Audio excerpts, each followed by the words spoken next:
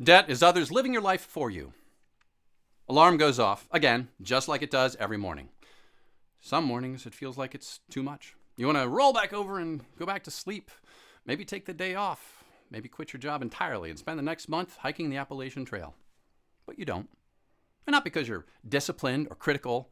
You don't because you can't. Because somewhere in a gleaming tower or a carefully manicured home and garden mansion that you're never going to set foot in, someone is expecting your money. They need it. They've already spent it.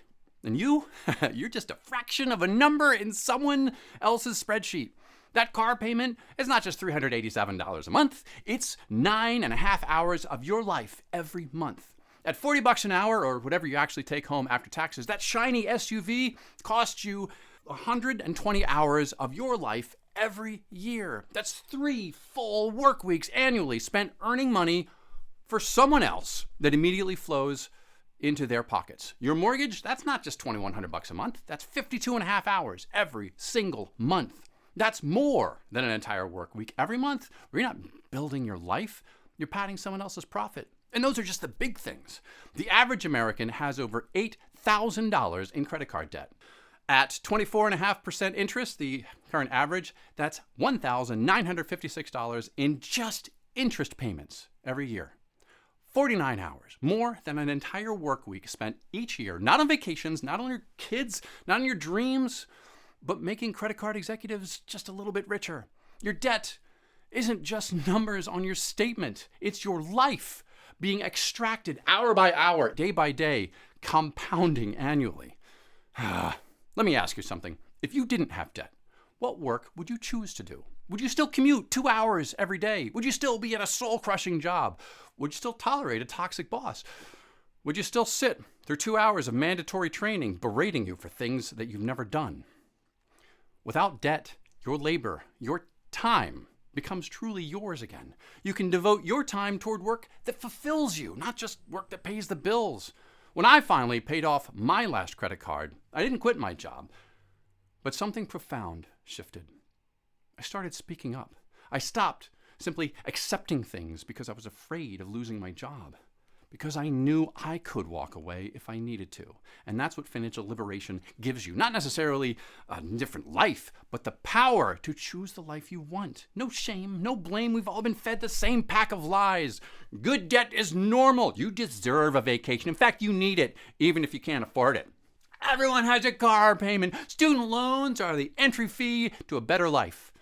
The plan we're spoon-fed, the system everyone is taught is the magic potion to a happy life. It just encourages you to keep borrowing, keep owing, keep working. You can fight back.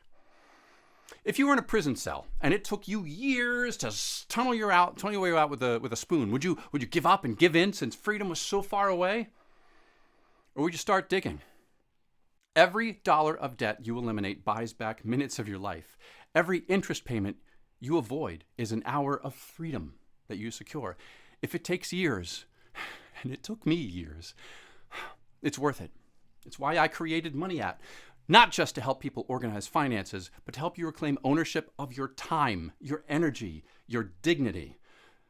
Because financial freedom isn't the end goal. It's the starting line. Imagine waking up on a Tuesday and knowing that this day belongs entirely to you. You might still choose to work. In fact, most happy, fulfilled people do choose to work. But you'll work on projects that light you up inside. You'll create value because you want to, not because Visa's breathing down your neck, getting surlier every month. You'll make decisions based upon purpose, not panic. You'll say yes to opportunities that align with your principles and your vision, not just those that come with a paycheck. And this isn't fantasy. It's entirely possible, and it starts with one simple decision. Stop letting others live your life for you. Stop trading your priceless, irreplaceable time for depreciating assets and fleeting pleasures. To start building a future where your money serves your purpose, not someone else's profit. Take 10 minutes tonight, just 10. Calculate how many hours of your life each debt payment represents. Take your car payment divided by how much you make every hour, and that's the number of hours of your life every month that car payment costs you.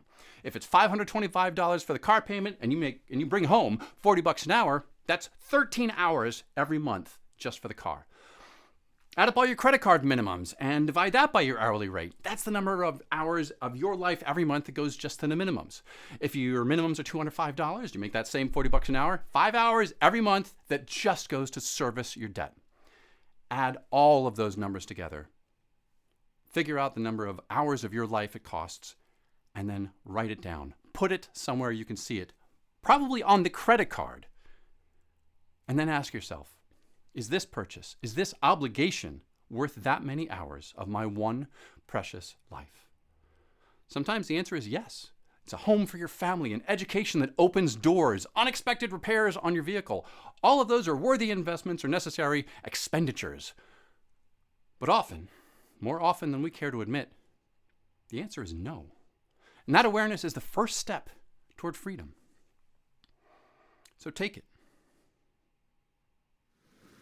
What's your dream of freedom? Share it. For me, it's hiking with my family, living my values. Money At is how I got here.